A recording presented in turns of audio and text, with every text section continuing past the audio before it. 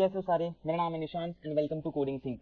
तो previous video में हमने देखा बेसिकली कि HTML के फॉर्मेटिंग टैग कौन कौन से होते हैं और उनका हमने इंप्लीमेंट करके देखा। ठीक है, हमने ये सारा का सारा देख लिया था कि स्ट्रॉन्ग टैग क्या होता है, इटैलिक टैग क्या होता है, EM क्या होता है, एम्फसाइज वगैरह, अंडरलाइन, इंसर्ट। ठीक है, ये सारे जितने भी हमारे पास बेसिक के फॉर्मेटिंग टैग थे HTML के अंदर वो हमने सारे के सारे कंप्लीट कर लिए थे।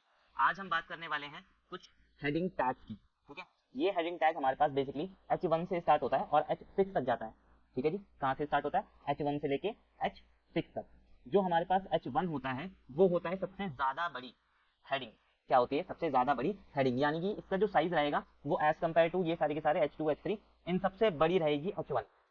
H1 से छोटी रहेगी हमारे पास H2, H2 से छोटी रहेगी हमारे पास H3, और ऐसे ही हमारे पास कहाँ तक आते हैं? H6 तक आते हैं। H6 हमारे पास सबसे लोवेस्ट लेवल होता है, सबसे छोटी हेडिंग मानी जाती है।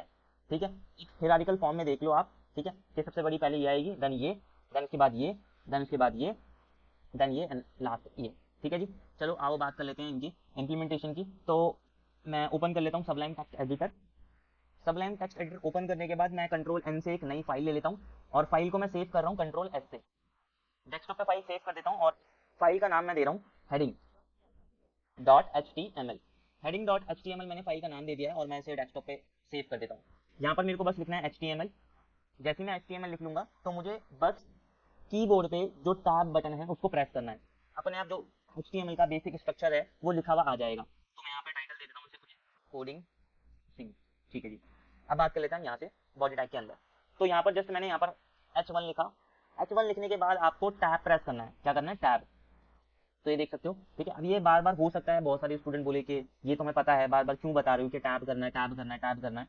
तो वो मैं इसलिए बता रहा हूँ क्योंकि ये जो हम प्लेलिस्ट बना रहे हैं बेसिकली बिगिनर्स के लिए बना रहे हैं। तो अगर आपको आता है तो यार आप थोड़ा सा फास्ट देख सकते हो, उसे स्पीड इसकी बढ़ा सकते हो, 1.5 कर लो या फिर 2x कर लो। बट बेसिकली जो प्लेलिस्ट बनी है वो बनी है बिगिनर्स स्टूडेंट्स के लिए। ठीक है, तो मैं यहाँ पर लिख देता हूँ हेडिंग 1 एग्जाम्पल के तौर पे। ठीक है, और मैंने इसे कर दिया सेव, कंट्रोल S से सेव कर दिया।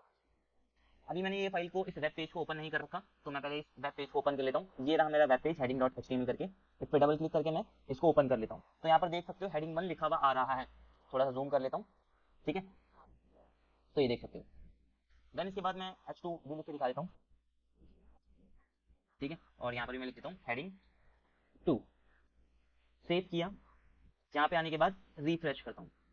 अच्छा जी, आ गई हेडिंग 2। जैसे मैंने बोला था कि हेडिंग 1 हमारे पास कुछ ज़्यादा बड़ी होगी, उससे छोटी होगी हेडिंग 2। देखने में भी पता लग रहा है। बट एक चीज देखो कि पिछली वीडियो में मैंने बताया था कि मैंने ये एक लाइन में लिख रखा है और ये मैंने दूसरी लाइन में लिख रखा है। तो क्या हो रहा था बेसिकली, वो एक ही लाइन में आ रहे थे, पर ऐसा हेडिंग टैग्स के साथ तो होगा नहीं। यहाँ पर मैंने अलग अलग लाइन में लिखा और यहाँ पर भी अलग अलग लाइन में आ रहा है।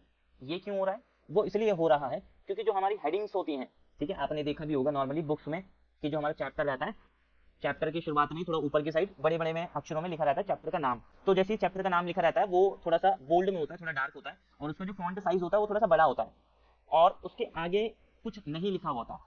जो भी लिखा होगा उसके नीचे लिखा होगा। ठीक है, तो हेडिंग टैग का भी मतलब यही है। यहाँ पर देख सकते हो थोड़ा सा बोल्ड में आ रहा है, डार्क दिख रहा होगा आपको। ये देख लो, मैं नॉर्मल टेक्स्ट लिख के दिखा देता हूँ। सेव किया, यहाँ पर आके रिफ्रेश, तो देखो नॉर्मल टेक्स्ट कैसे आ रहा है, नॉर्मल तरीके से, बोल्ड नहीं है ये। बट हेडिंग टैग हमारे पास बोल्ड में आ रही है और इसका जो साइज है वो भी बड़ा है।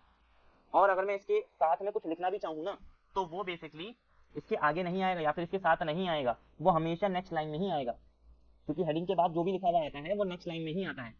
ठीक है, चलो, तो वो ये हटा दिया मैंने, ये हटा देते हैं। ऐसे ही हमारे पास हेडिंग 3 आती है। मैं फटाफट यहाँ पे लिख लेता हूँ सारी की सारी हेडिंग।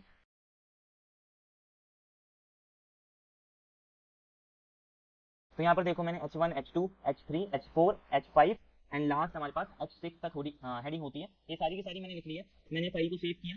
फाइल को सेव करने के बाद वेब पेज पे आके मैं करता हूँ उसे रिफ्रेश। तो यहाँ पर देख सकते हो, ठीक है, हेडिंग 1 कुछ ज़्यादा बड़ी है, हेडिंग 2 हेडिंग 1 से कम है, फिर हेडिंग 3 हेडिंग 4 हेडिंग 5 हेडिंग 6। तो MCQs में पूछ लिया जाता है कि जो आपके पास HTML की हेडिंग है उसमें सबसे लार्जेस्ट हेडिंग कौन सी होती है, तो वो होती है H1। ठीक है, और जो स्मॉलेस्ट या फिर लोएस्ट होती है हेडिंग वो होती है H6। बहुत से स्टूडेंट्स क्या करते हैं कि देखते हैं कि यार H6 बड़ा सा लग रहा है तो यही बड़ी होगी, H1 छोटा होगा। ठीक है, बट इसमें ऐसा कुछ नहीं है, इसमें उल्टा चलता थोड़ा सा। ठीक है, चलो आगे चलते हैं। तो कॉन्सेप्ट मुझे समझाना है आपको, वो थोड़ा सा ध्यान से देखना। जैसे मान लो कि मैंने यहाँ पर H2 लिया, ठीक है, और मैं यहाँ पर लिख देता हूँ, फाइल को मैंने सेव किया, यहाँ पर आके रिफ्रेश करता हूँ। तो यहाँ पर देख सकते हो लिखा हुआ आ रहा है वेलकम टू कोडिंग सिंक। अच्छा ये मैंने हेडिंग में लिख रखा है, देख रहे हो, हेडिंग्स के अंदर लिख रखा है H2 के अंदर। क्या मैं ऐसा नहीं कर सकता कि ये जो कोडिंग सिंक लिखा हुआ आ रहा है बेसिकली अंडरलाइन हो जाए या फिर इटैलिक हो जाए? तो वो भी आप कर सकते हो। बेसिकली उसे हम कहते हैं नेस्टेड एलिमेंट या फिर नेस्टेड टैग। होता क्या है, एक टैग के अंदर अगर आपने दूसरा टैग को ऐड कर दिया, ध्यान से सुनना, एक टैग के अंदर दूसरा टैग का होना, उसी को हम कहते हैं नेस्टेड टैग या फिर नेस्टेड एलिमेंट। जैसे H2 दिख रहा है आपको, ठीक है, मैं क्या करता हूँ, मुझे कोडिंग सिंक चाहिए अंडरलाइन में। अंडरलाइन के लिए हम कौन सा टैग यूज करते हैं, यू करके, ठीक है, यू फॉर अंडरलाइन। तो मैंने यहाँ क्या किया, मैंने H2 को ओपन किया और H2 को लास्ट में बंद कर दिया।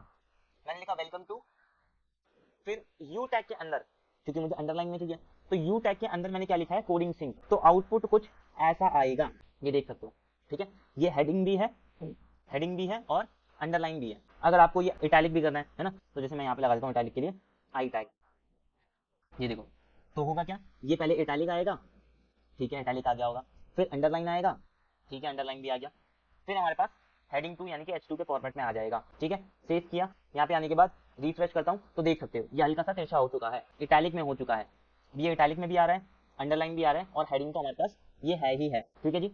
आई होप ये आपको थोड़ा सा समझ में आया होगा, और प्रैक्टिस किया करो यार, भले ही मेरी वीडियोस को देख देख के करो, या फिर नोट पैड या फिर जो भी आपके पास नोटबुक है तो नोटबुक में पहले लिख लो, फिर बाद में कर लो। सबलाइन टेक्स्ट एडिटर पे करना है तो इस पे कर लो, नोटपैड पे करना है तो नोटपैड पे कर लो। प्रेफरेंस यार सबलाइन टेक्स्ट एडिटर को ही देना, क्योंकि प्रैक्टिकल एग्जाम में आपके जो सेंटर पड़ेगा उस सेंटर में जो सॉफ्टवेयर रहेगा वो सबलाइन टेक्स्ट एडिटर ही रहेगा। इसी पे आपको अपना पूरा का पूरा प्रैक्टिकल एग्जाम देना है। तो अभी से आप हैबिट बना लो, हैबिचुअल हो जाओ, थोड़ा सा समझ लो इसको, तो आसान होगा आपको प्रैक्टिकल देना, ठीक है जी। इस वीडियो को यहीं तक रखते हैं। अगर वीडियो अच्छी लग रही है तो यार लाइक करें, शेयर करें, और सपोर्ट करने के लिए यार सब्सक्राइब जरूर करें। मिलते हैं नेक्स्ट वीडियो में, तब तक के लिए बाय बाय।